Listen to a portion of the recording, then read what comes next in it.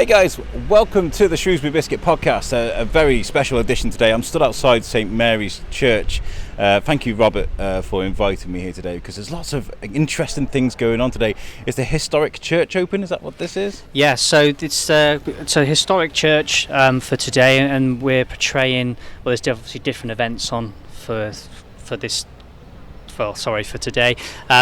There's lots of stained glass windows, as you can see, items going on, and other craft. It's basically a craft fair which is going on today. But what we're doing ourselves, so we are the Corbett Household. We're a new reenactment group.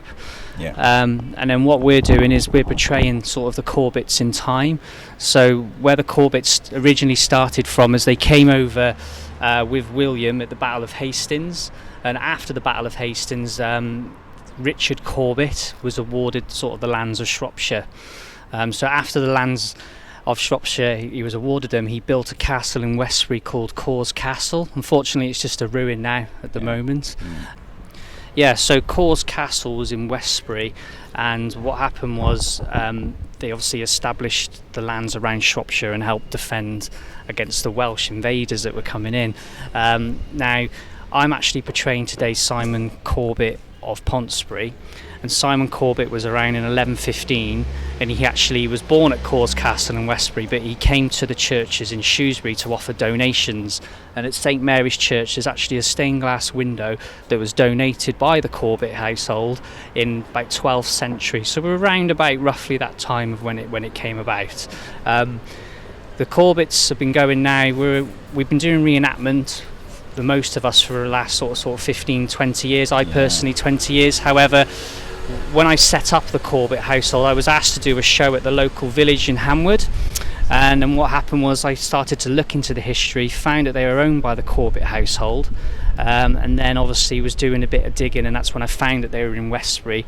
Unknowns to me, Matthew, who was the other leader of the group, he was doing research on the Corbetts but coming back from the Battle of Bosworth and the Battle of Tewkesbury, so we've met into the middle, and then we've created like the Corbetts in time, and now this is officially our second show, but we've got many more planned over the next sort of year, hopefully. Yeah, Matthew got in touch with me. He was like, oh, could have been the other way around. I think we've been talking for probably a while actually. I was like, because I would love to sort of document what you guys are doing, because I think it's really important, right? Yes. This is our heritage and stuff, you know. Definitely. And also with the USUC stuff, I have a network called US-UK USUC.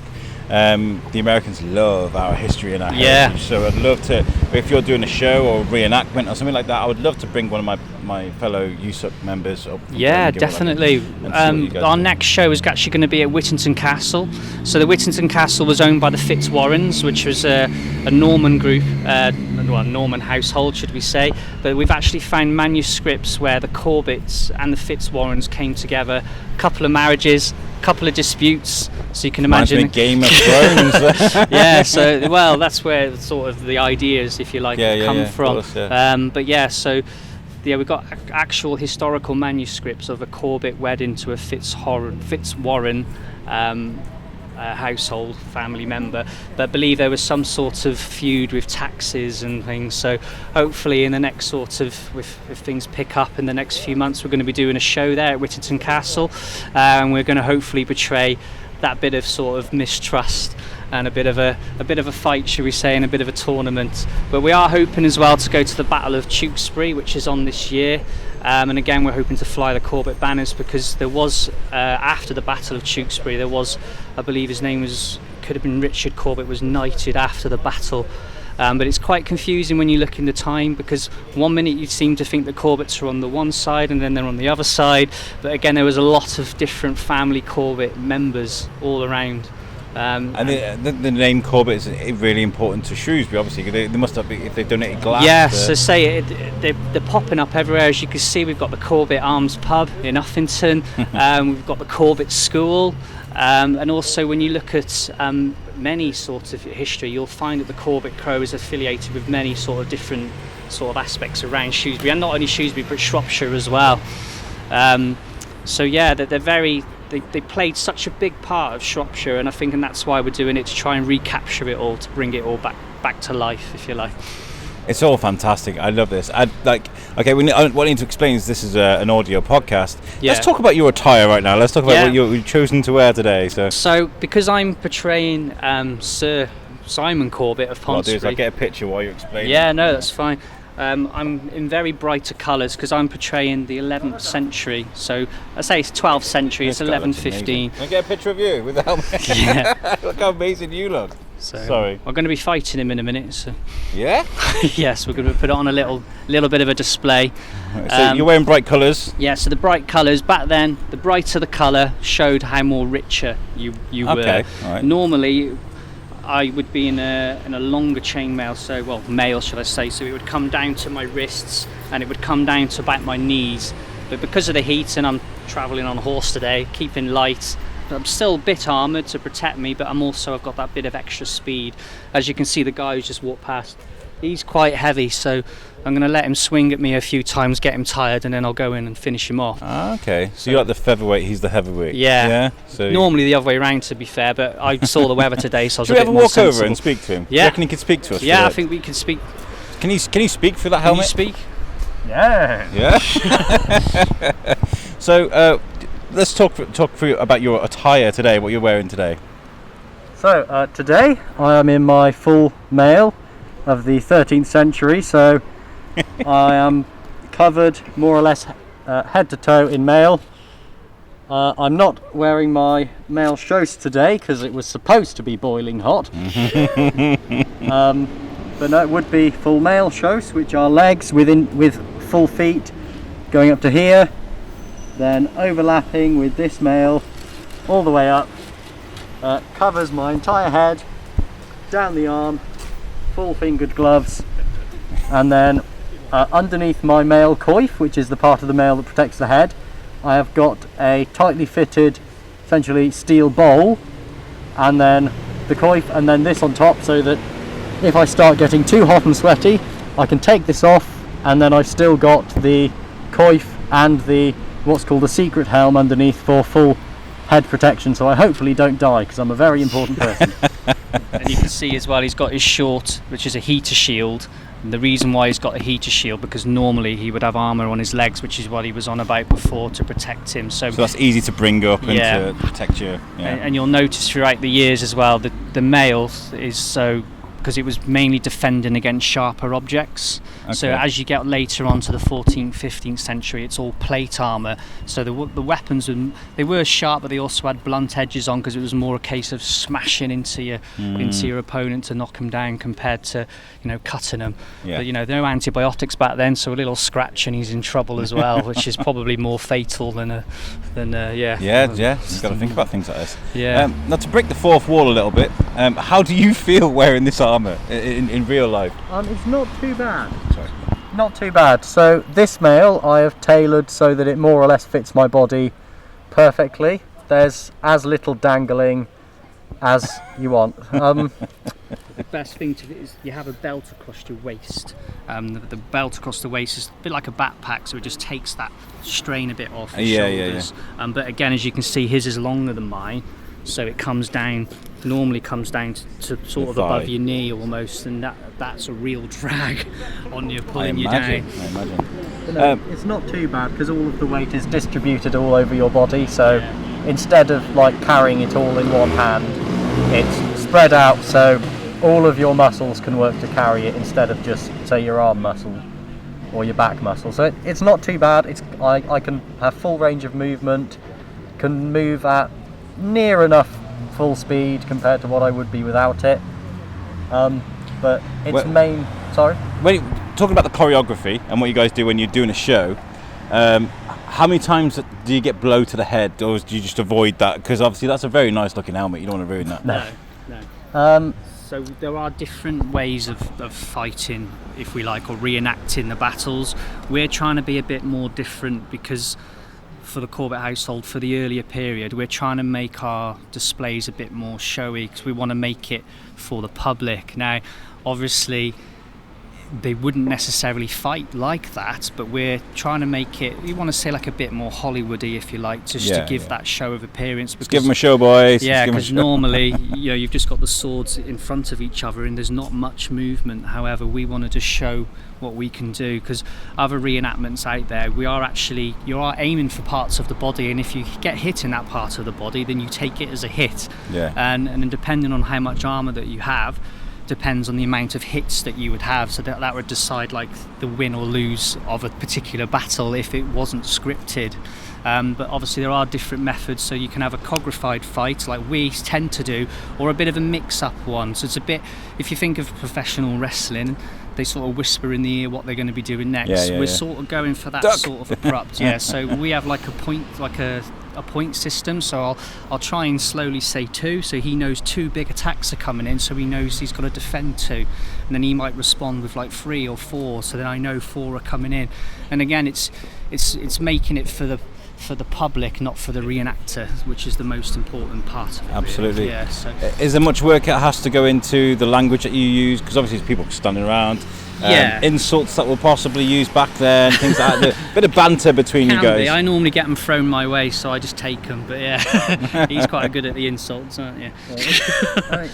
It's sometimes difficult because they were speaking a version of French back then, the Norman French. That's what the aristocracy speaking, and the commoners were speaking essentially Saxon English still. So it's quite difficult to. Well, you can't exactly go around speaking full Norman French all day unless you're, But and they did say that the language, it's not French as they knew French today. I mean, obviously it is similarities, but you imagine like the Saxon and the French language sort of blended into one. And the French, they migrated over here, so they were getting wives and people over here, so that they were speaking more of the language, and then that's how it sort of evolved from there. Fascinating. So fascinating. Yeah. So you guys have been doing this for a while. Have you guys learned how each other sort of moves and the timings? Because I mean, I work at the prison as a scare actor, and I've been working with those guys for a couple of years. We know each other inside and out. It's all improv. We know how to react to the way someone's talk. We know how to, we can just do that. Is that how it is for you guys? It is, especially when you're in the same group, because like me and Tom have been training together for quite a little bit now, so we sort of know each other's movements, and you're exactly right in what you say. When we meet up with other groups, we're a bit more cautious. Obviously the blows are a bit lighter, but again, if we're doing a system where you take your blows, and so obviously we'll have a meeting at the beginning. There's never any strikes to the head, it's always fleshy bits, so belly and arms. And again, you've got to pull back your blows as well as you can. But obviously accidents do happen, but not so much recently, touch wood. No, we're pretty accident free at the moment, which is it's been so many days since an accident. And are these swords, they're not like Jon Snow floppy swords from Game of Thrones? No. So these are swords as they were made back then, however they are blunt, or back then they would have been known as a sparring sword. This is my favourite type of sword, where it's from a company in Scotland called Armour Class, and again all made by hand, and you can really tell a good quality sword compared to somebody who may not have one, because I have fought other people with this sword and I've broken their swords. So I do feel really guilty. So but it's one of those things where they are more expensive, however it's going to last you a lifetime, compared to if you buy something cheaper, it might last you a couple of shows. How much are we talking for a sword like that then? I mean, they can be anything from 150 to 250 £, if they're custom made. Okay. This guy's got one from another sword company, it's Heron Armory. Is this one Heron? So this one is a bit lighter. It's got quite a bit of flex in the blade, which is something you want because it stops it from breaking. Nice and quick. This was around the 250 mark. They're more expensive. They tend to be at Heron Armory, but I prefer Armour Class because your sword becomes part of you. And I've had so many battles of this. I even did my Knight's test in this. So a Knight's test was 10 minutes non-stop fighting, and I had to show that I could fight constantly for 10 minutes safely in order to pass my Knight's test. And there would be a line of guys or ladies, and they would attack me one-on-one, and as soon as I hit them they would step out and the next person would step in, and it would be a constant for 10 minutes to show that I can put hits in safely, whilst also being, well, let's say not passed out and stood up, as you can imagine, in full armour as well in the sun. Because I imagine eventually you guys are going to have to pass on the torch, right? It's really important to keep this going. This is our heritage, our history, right? Definitely. That's the most important part of this. But again, as we said at the beginning, it's all about bringing the Corbett name back in, because they were such an important part of Shropshire and Shrewsbury, and we want to capture that and bring that back to make people more aware of what they did. Did they have rival families? If they saw it in the streets, they'd be like a bit like an Assassin's Creed, assassin, and then start chasing you through the streets. Like. I mean, well, yeah, sort of. There's something that happened in the late part of the 13th century where the Corbetts and the Fitzwarrens, who were the family that owned Whittington Castle at the time, had a big falling out because I think the Fitzwarrens claimed a village that belonged to the Corbetts as their own, and so they had a bit of a typical dispute Fitzwarrens. about it. Yeah. Just sort of things like that. Yeah, most of the fighting during the medieval period wasn't between nations; it was between families and clans, lords, neighbouring lords, families. I mean, there's even stories about a particular church later, so sort of 16th, 15th century, where another lord was sat in a Corbett's chair, and then it was one of the recorded where they actually drew swords in the church because they were sat in their chair. So it goes quite deep. There's a bit of rivalry going on, isn't there? Which, all adds to the history and our displays that we can put on as well. It makes sense though, because I mean, I did a tour of this church with Robert, and he was telling me about different parts of the church that are separated for different, I don't know, different congregations, different parts of town, different families, I imagine, from a different place. And that to me is just kind of like, wow, so you split a church into like 3 or 4 places because you can't sit with other people. Yeah. Crazy, right? Very adult, weren't they? Yeah, very adult, yeah.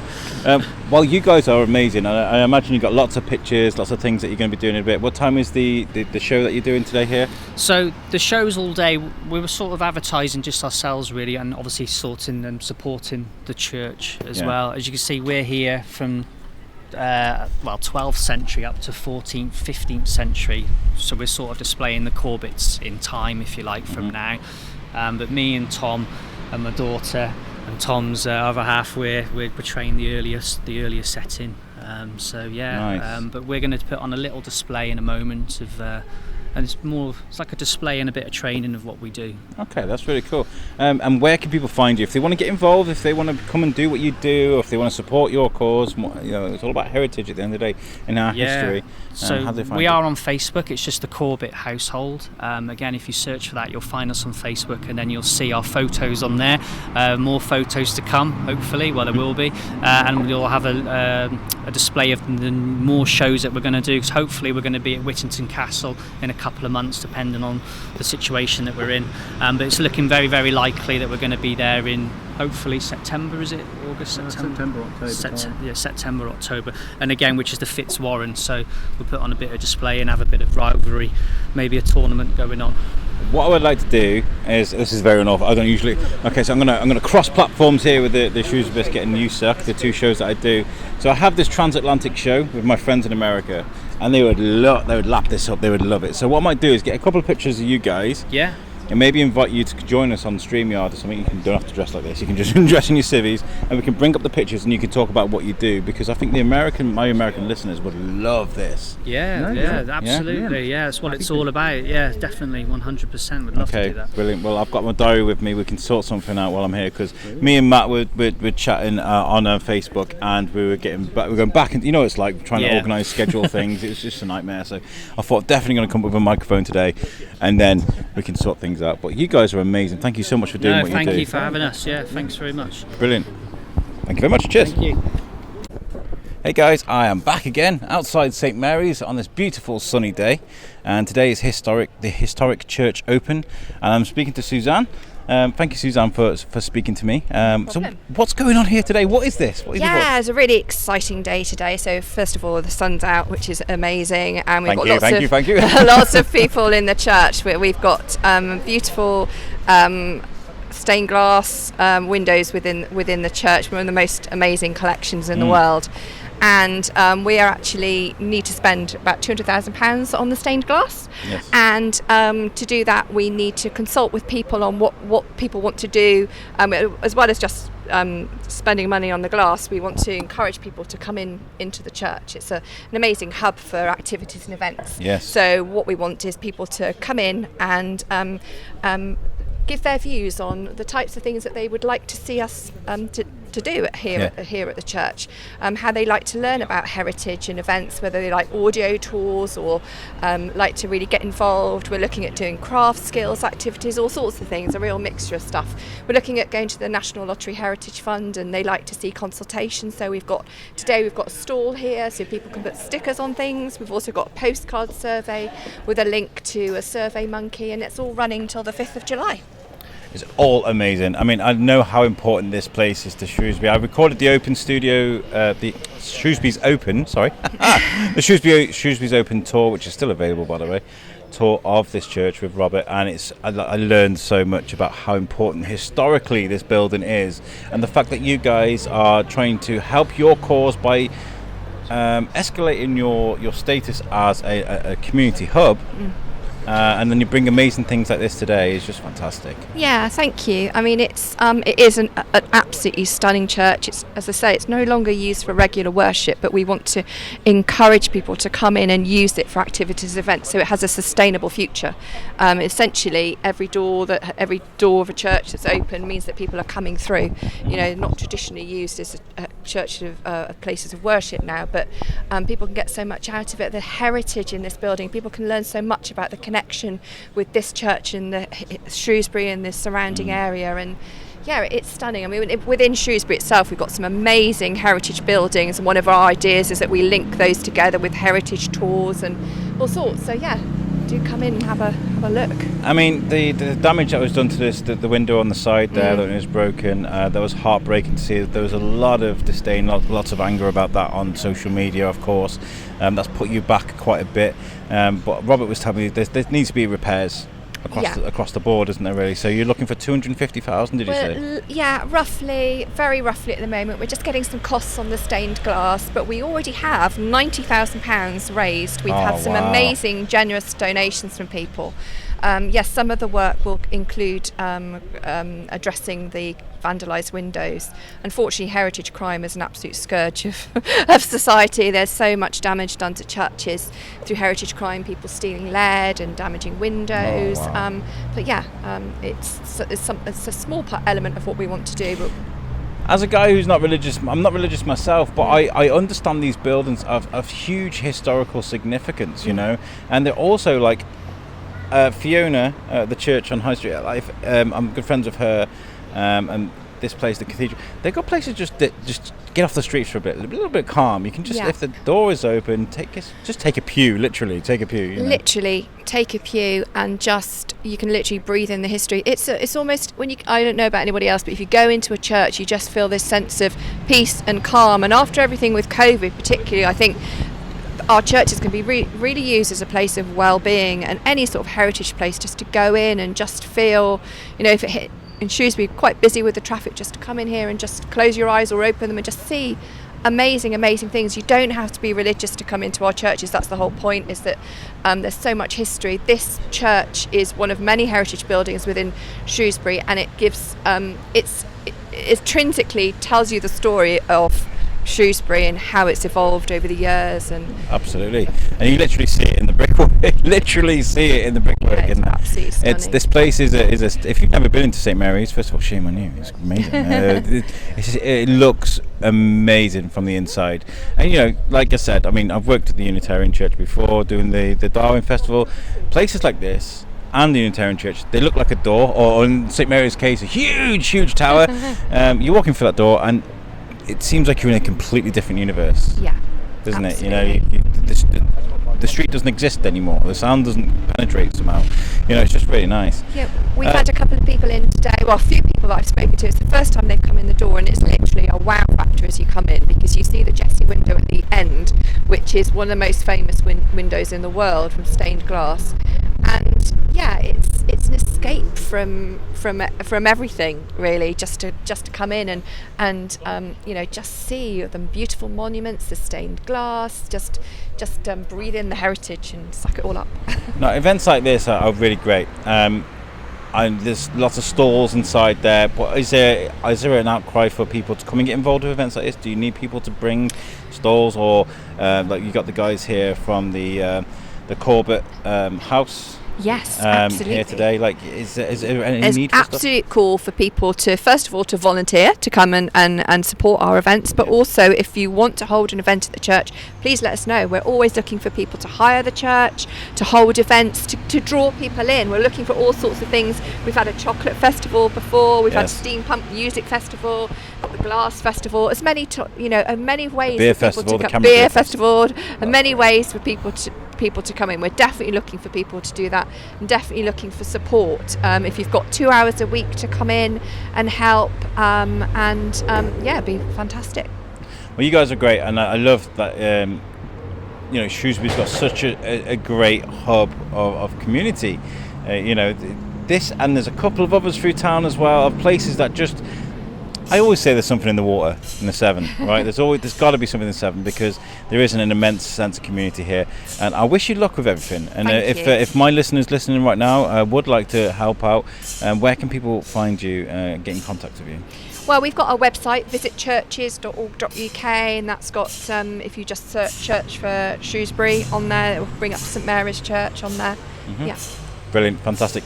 You've been amazing. I'm going to take a wander around in a sec. I want to get a few pictures of these guys fighting swords in a minute. Go to the cafe and have some cake. Yes. I can't. I'm on keto. I'm not allowed to eat sugar. Well, you've been amazing to speak to. Thank you so much. Thank you very much. Thank you. Okay, so I am talking to... Introduce yourselves, please, sir. Hi, I just realised I didn't get your name. I was going to do an interview. I didn't know your name. Tom from Coventry Militia Re-enactment Society. Okay, so you're here today. Talk about you guys' attire today, because this is what I've been doing. To talk about, I feel like the red carpet at the Oscars or something. Talk me through your outfit. Well, I am currently not dressed particularly. I'm sort of halfway to getting armoured up, whereas Rich, on the other hand, is 90% of a way to getting armoured up. So he's wearing his nice shiny legs, very beautiful, some nice plates, and on the top he's got something called a brigandine, which is sort of like a jacket with metal plates inside, and a nice little Salé helmet on the top. Okay, so this is. Would you have like the metal arm plates as well when you get? Yeah. So on a slightly cooler day, where we've had a bit more time to set up properly, we'll have the full shoulders and arm plates all the way down, so he'll be completely covered. He'll also have a nice bever to stop people cutting his throat. Now, it's a movie cliche, isn't it? The guy inside, in the armour, it's moving like a robot. How heavy is that stuff to wear? So our kit is somewhere between 6 and 8 stone as an average. Wow. When you include the weapons into that, it is very well distributed, so we can move around a lot, which. You can go too far the other way and say that armour is almost no impediment at all. Whereas after about an hour, I feel very impeded. You'll struggle to get your arms too high above your head. You can get high enough to defend yourself, but you're not going to be as mobile as you would be without the armour. So it was both a brilliant thing and a bit of a hindrance too. You definitely need a nice support crew with you. You can't get yourself dressed. And a lot of things become quite difficult when you're wearing armour. So eating and drinking can be a bit difficult. Obviously, if you choke, they're going to really struggle to do the Heimlich manoeuvre, so you want to be quite careful when you do that. Climbing stairs is great fun. You won't fit through narrow doorways. Like the stairs in like buildings like this, which were of the era, I guess, the tight spirally staircases, impossible? Yes. They're just about possible. I've done it a few times in some castles, trying to climb up them in armour. It's a little difficult. The biggest problem is being able to see down, because when you're wearing your helmet and bever, you can't really see your own feet. Oh, okay, so you feel something moving around your feet. You're kind of like, okay, I don't know what that is, but okay. So you guys have been invited over by the guys from the Corbett Household. Sorry, my bad. I'm just learning about this, guys. Okay, I'm very honest with my podcast. I'll leave that in. You've been invited today to come over because you're going to be taking part in the Shrewsbury Battle reenactment, right? Yeah, so hopefully we'll be taking part in the main reenactment towards the end of July. Hopefully you should be able to do living history, hopefully a bit of fighting, depending on how all this COVID goes. So we're looking forward to having a bit more of a large-scale event. How much of your life does this take up then? Is this like a huge part of your life, the history thing, or is it just there and you can just pick it up and put it down again? Financially, it's a very big part of my life. I Time-wise, it can take an awful lot of time, especially if you're trying to keep all the armour and stuff going. I say I probably put in about 3 or 4 hours of trying to fix things per hour I spend fighting, but that's mainly because I'm not very good at fixing things or fighting, so everything tends to break quite quickly. And I imagine armour like this isn't cheap. No, so you can buy armour at a more reasonable price second hand, but if you want this sort of highly fitted stuff that's been made for you, that is quite a big expense. So we're talking a couple of grand, a few hundred. That's £1,000. Just the legs. Yeah. Just the legs. And the feet are £1,000. Wow, it's a very expensive hobby, but it's a very important one as well, isn't it? Because you want to you want to display things accurately, historically, and also spark someone's imagination into going and learning about these sort of things. Oh yeah. So in my regular job, I'm a history teacher in a school, and I think you can really tell a lot of students really struggle to engage with history in a school setting. It's very academic and very boring, as my own students would definitely tell you. So to be able to show people something a bit more real that they can feel, experience, and actually get to sort of grips with physically is a really good thing for a lot of people, especially students who struggle with reading and things like that. Yeah, the visual aspect is very important, isn't it? And I think I read something somewhere, or saw something last year, that there's a lot of kids today that don't understand what World War II is, or the main aspects of World War II, and I was horrified by that. I was like, what's going on at the moment? How can we solve this problem of kids not understanding history? Yes, I can definitely confirm that is true. Wow. Before I teach World War II, I have to get out a map and explain where Germany is to a lot of my kids. So it is a lot of children, they're very skilled with a lot of things, but history seems to be one of those things where in the modern world children are losing out on that a lot. It's hard to believe it and understand it when it's in a book, whereas if you see it happening in front of your eyes, you're kind of like, oh, okay, I can see that. Yeah, so I think I've been able to take my kit into school a few times, and I think they can learn, especially the children who struggle with the books and visualising things, they can learn a lot more in an hour of doing than they could in 5-6 hours of classroom learning. So it is a good way of bringing children into history who wouldn't necessarily take an interest otherwise. Now I did an amazing tour here that we released for the Shrewsbury's Open tours around Shrewsbury of St Mary's, and going around looking at different parts of the building and him explaining to me what this part was, you can kind of see it, you can visualize it. Going out and taking kids to see these amazing historical buildings is hugely important, I reckon. Oh yeah, so it's always nice. One of the biggest things we've missed this year is taking the kids out on trips with COVID, and I think it's been a real sad thing for especially the year 7s to miss out on the chance to go and see a castle, to go and do this, because I think I teach in Wolverhampton inner city, and a lot of them don't get these sorts of experiences anymore, and they don't really understand how relevant this history is to them and what they can go out and see for very little money as well. So it's nice for them to get the chance to see I what think they can maybe I've done 4 of these tours now. I think maybe I should go around all the history hotspots in Shrewsbury, do more of them, trying to encourage kids to go out and listen and look, because if you can take yourself around with Spotify or whatever it's on and just learn about where you are, that'd be quite cool, wouldn't it? Yeah, so you guys are awesome. Thank you so much for talking to me. I know you guys got a lot on today, and you're just kitting up now. How long will it take you to get fully armoured up? Around about 3/4 of an hour usually. Wow. So my wife will be doing all the work. I'll just be sitting there complaining. Too tight, not tight enough. Can't win, can I? Thank you very much for chatting to me, guys, and I hope you have a great day. That's alright, that's no trouble. Okay, so I'm back to do my last segment of this. I'm in a face mask. First time I've recorded in a face mask. It's crazy, right? So can you introduce yourself, who you are? So my name is Nathalie Hildegard-Liège, and I've got a stained glass studio by the English Bridge named Colour Live. Yeah, cool. And part of this glass festival, we decided that I would present some of my work in the cafe, in the River Cafe, which is just newly opened in St Mary's. I could see your artwork. Yeah. So take us through these artworks then. What is it that you've displayed the artworks are based on vegetables which I grow in my allotment.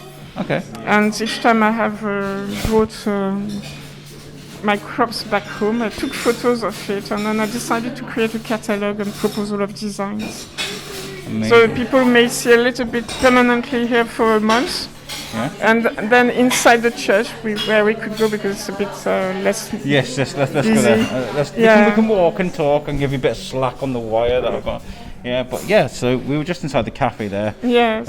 Inside St Mary's, and the artwork is dotted around, and that's for sale, or is it just that's for sale, or that's for people to contact me if they wish to, were interested to create a stained glass artwork in their home based on vegetables for the kitchen doors. Or for and that's the interesting thing about stained glass, isn't it? Because the stained glass in St Mary's is amazing, but you can take tiny little aspects of that, and they're just amazing, aren't they? So, you know, a small square of what you're actually looking at is just so detailed and fine. Yes, they are detailed, and they are also, there is a structure by the lead lines which gives a dynamic as well, a rhythm to the reading. Yeah. And then the color schemes obviously would be to do with the story that we are telling in the window. Yeah. And the choice of paintings as well to do with the period when it was created. Press the wrong button. Have we missed a bit? That's fine. You've lost a literally, bit. as I pressed it, I was like, no. So where does this start for you? This is your speciality. This is what you enjoy, right? It is my job, really, Yes. full time, my work. Yes. So what drew you towards stained glass windows and the amazing structure behind them? Well, I think before stained glass windows basically, I've been somebody very contemplative, looking through windows and looking at the daylight, how it was changing, and the shadows and the reflection on walls and these things. Yeah. So that's my starting point, really, in some ways. That passion for observing that. A window is like a moving photo frame, isn't it? But for me, a window is like a painting in itself. Really. It frames a view.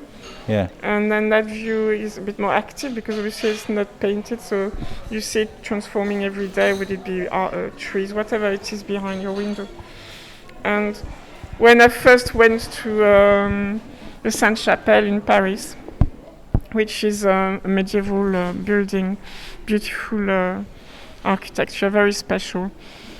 The whole structure basically is very fine elevations of stone, with the glass creating nearly the walls of the space. So when I first saw that, I was totally... Mind was blown. Yeah, totally. And when you think of the period when it was created as well, medieval period, technically it was an enormous challenge, but also visually it was such a beautiful creation. So, and that started me, I was more and more curious about stained glass. So did you start and making I did your own? fine arts first. You did fine arts as well, so that helps, I guess. Yes, it does help to be creative. So do you make your own stained glass then, or do you draw stained glass? Or do a bit of both, maybe? Well, I do create the designs. Okay. I create the designs not only from something I may offer to the people to choose from this catalogue, like I was talking about the artichoke catalogue, which is something I have created of my own inspiration. But most of the time, I have commissions from people who come to me and ask me, I'd like to have this theme in that window. So not long ago, I did have a commission for poppies. Poppies, I say, not puppies. Puppies. Because a few times when I said puppies... My wife's got a beautiful South American accent, and she has the same problem. Don't worry, it's beautiful, beautiful. So poppies, right, okay. Yeah, so that's just been completed, and this one was without painting. So more like what we call usually a leaded light. Take a picture of that while we're talking about it. Yes. Yeah, they're beautiful, absolutely beautiful. So you made this, and then somebody went and turned it into a window, or was just for the art? No, I created the design, and then I created the windows. I've cut the glass. I do everything. How painstaking is that? The thing is, as a stained glass studio, really, the best is to be a team of people working together, because so every stage of the work takes a different time type of activity, which requires your studio would take over the whole studio in some ways. Like when I design, it's really the design focus. It's just design. When I paint on the glass, it's just painting. Yeah. And when I do the leading, that takes over the whole space, really. I imagine. So ideally is to work as a team, but as an artist, I suppose. You're a fine Nothing artist. is perfect for building things quickly when it comes to business. So I'm at the stage when I'm thinking that I might, later start working with somebody else. Yeah. Who would be more like a technical person, like doing the leading. But at the moment, I've got the skills for doing every stage. So that's amazing. what I do. Amazing. And where can people find your work? If people want to take a good look, have you got a website or have you got social media or? Yeah, so the name of my studio is Cooler Life. So that's my web address, really, www.cooler, like in French, COULEUR, and then live, like in English, all in one word. Okay. .com. Okay. It's very simple. On the website you see a lot of details about my work. What I would like to do, so you're local, I would love to organise a proper podcast with you. Just a good hour or so just to talk about this, because I feel like we've covered like 1.2% of you, and I feel like there's more to you that we definitely need to discuss. So yes. I will definitely be, if I can get a business card off you or something, I'll definitely be in touch, and we will definitely organise a proper interview, because I think you're fantastic, and the art you do is just so striking and so beautiful. I feel like we need to discuss it a bit more. Thank you. No, I've got a project at the moment which will take over my studio, which is for a couple who have been managing the protection of the Shrewsbury Nature Reserve. Okay. So it's based on protecting the silver-studded blue butterfly, but also the wildlife there. And basically I had to think of all the wildlife, the landscape, the space. So that would be an interesting discussion for you to see what Absolutely. I've been working at. We'll definitely dive into that a little bit more. Thank you so much for talking to me. Well, you're very welcome. And this is the end of this show today. I've spoken to so many amazing people. I want to say thank you to everybody that's spoken to me today. And please get involved with things like this. St Mary's is such a great community hub, and they need your help to get all their repairs done, because it's a building of such historical significance and striking beauty that I encourage you guys to get involved. So yeah, this has been the Shrewsbury Biscuit, and we'll catch you guys next time. Peace out.